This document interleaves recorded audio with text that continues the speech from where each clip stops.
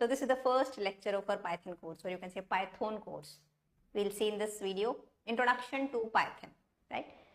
Like you can say some features of this language, application areas, who are using this Python, why this is so popular nowadays, some features, this kind of thing we'll be discussing in this video about Python or Python. I'll pronounce it as Python, right?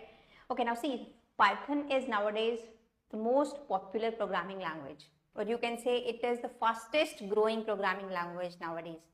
It's not like that it is new language because you think that recently it has become so popular, so it is a new language. No, the concept of Python came into picture in 1989, and even Java the concept of Java came into picture in 1995. So it is before Java, right? But recently in past few years, like Python has become so much popular, and why so, that also we'll discuss, right? Now basically in every area Python is being used right now. The main areas are machine learning, data science, artificial intelligence. See, nowadays the data is a big problem. Many companies, like you can say your Facebook, YouTube, any shopping websites, they are having data of billions of users, right? And how they manage that data.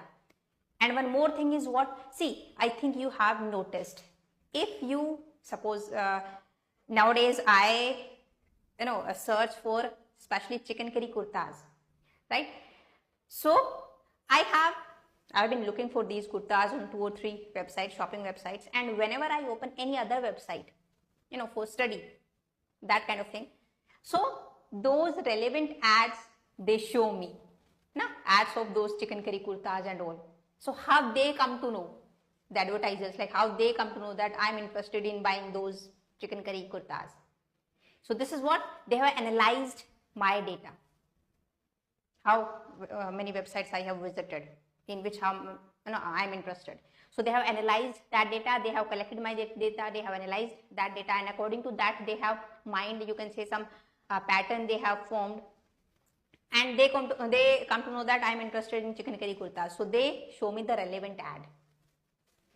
I think you must have noticed this thing also, right? So this task is what, this analysis of data and all. In this also Python is being used, right? So in many areas, this is one application of this language. And see, in many areas, like whether it's software development, it's web development, software testing, machine learning, artificial intelligence, data science, game development, making of any apps, mobile apps, desktop app, websites or web apps, anything, hacking, even hacking. In many areas, right now Python is being used, and it's not like that small companies are using this language. No, the big giants companies are using this language, maybe the main language or supportive type of language, as a support language. You can select like Google, YouTube, Quora, Instagram. These companies are using, these big giants are using this language, right? And the person who are using it, researchers, scientists, software developers, software engineers, software testers, game developer, mainly data analysts, and even school going kids, they are also learning, or you can say using this language. See, because researchers and scientists, they want right, they don't want to utilize, or you can say waste their time by learning a complicated language, and Python is easy language, so they went for this language, Python language. So that is why recently this field is on boom, machine learning, artificial intelligence, data science, this kind of thing. So that is why with that field Python came into picture, because these kind of people, researchers, scientists, so they are working in this field, they want a simple language to work on, right? They don't want to waste their time on learning a complicated type of language. Python is very simple, very easy to understand language.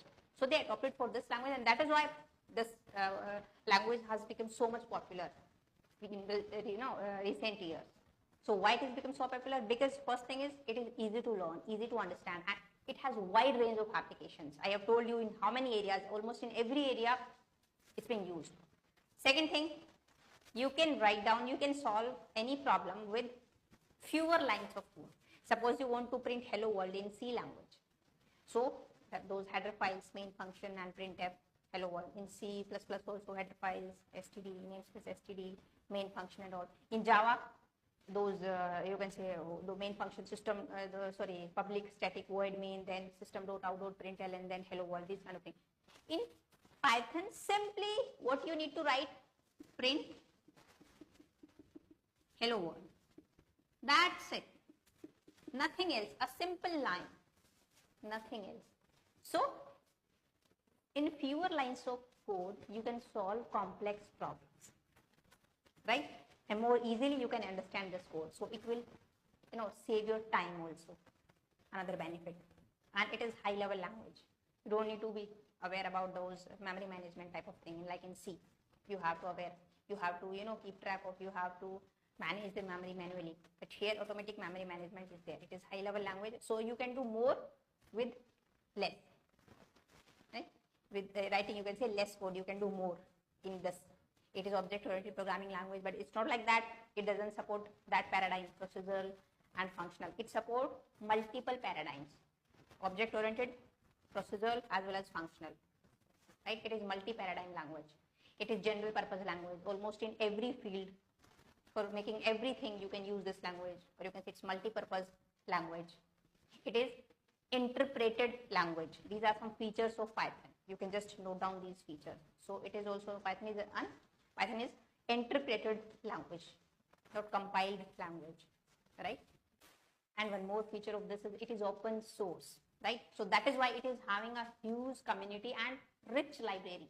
Many inbuilt packages, modules, functions, those you can use in your program without writing those functions from scratch. Because it is open source, anyone can contribute in this, right? They can write down their packages or functions or modules and they can contribute. It is open source, anyone can use those inbuilt functions, libraries and all, right? Like in C and C++ also we have some libraries. In there, predefined functions are there. These are already defined functions. Like if for string concatenation, we use directly a function strcat. So the definition of that function is already in those libraries. You don't have to write down the definition of that function. You don't have to tell the compiler. You just use that header file string.h and you can call that function because it is already been defined in the library by some other people, so by someone else. So same, it is also having rich library because it is open source. So, and huge community it is having. If you are finding any difficulty in this, so there are many forums, discussion forums, you can post your queries and definitely you will get answer. For example, some libraries are, you can say NumPy, Pandas, TensorFlow for machine learning and data science. While in this field, they use that library. See, basically libraries are what? Some codes are written.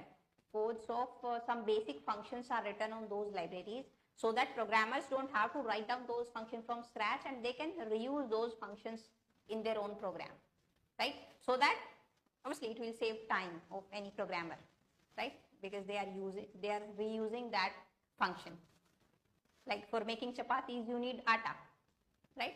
So just go to any shop, maybe you can buy whole wheat or atta, right? But the process behind that thing, generally farmers do that process, that long process, right? They have done for you. So they have built those things for you. You just have to go and buy. You can reuse that. You don't have to do the whole process from scratch because it will take definitely long time. And you don't know. Definitely most of you don't know how to do that farming process. So same thing. Those inbuilt libraries, packages, modules, functions are there. Programmers can reuse those functions. And so it saves the time of programmers. And many frameworks are also there like Django, Flask, if you are interested in web development, right? And I told you like automatic memory management is there in this language, right?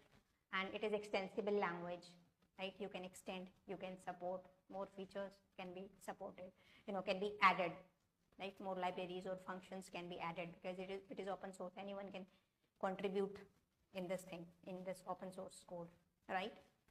And there are lots of career opportunities also. I'm damn sure this point is very important for you guys. Yeah, there is lots of career opportunities for this in this field, for this language. Because, I told you this is one of the fastest growing language in terms of developers, in terms of the companies using this language, the big giants like YouTube, Quora, Instagram, Google. These companies are also adopting this, using this language, Python. So there are many career opportunities, and average salary is also high, like it's from 8 to 12 lakh per annum. So that is why it is so popular, and I'm damn sure you are aware about now this language, some features, who are using it, the application areas of Python and all. So please make down your own notes. If you have any doubt, you can let me know in comment section. You can ask me, right? And we'll be using Python 3.x, the latest version of 3.x, because Python 2.x, that version is obsolete now. It's no longer supported from January 2020. No, they have declared that they'll not support this version now. So we'll be working on Python 3.x version, the latest version, whatever is there. So in the next video, we'll see history of this language first, because before going to battle, better know your enemy. So we'll see history of this language properly, like the inventor of this language, how, when, why he developed this language,